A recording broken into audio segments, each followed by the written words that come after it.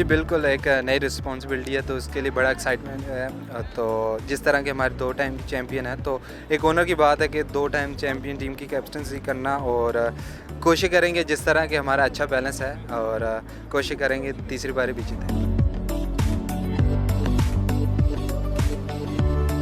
हमारी सबसे young team है पीएसएल में इस दफ़ा और यंग कैप्टन भी है हमारा शादाब खान।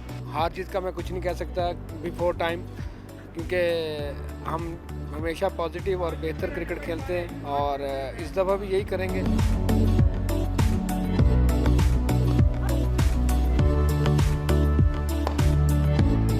पीएसएल आ गई है, श्रीलंका टीम भी आई, बांग्लादेश की भी आई, वर्ल्ड 11 भी आई, तो तकरीबन पूरी दुनिया को पता चल चुका है कि पाकिस्तान एक सेफ कंट्री है। और मेरे ख्याल से अभी पीएसएल जिस तरह होगी और क्राउड फुल होंगे तो और ज़्यादा मैसेज जाएगा पूरी दुनिया को कि पाकिस्तान सेफ कंट्री है।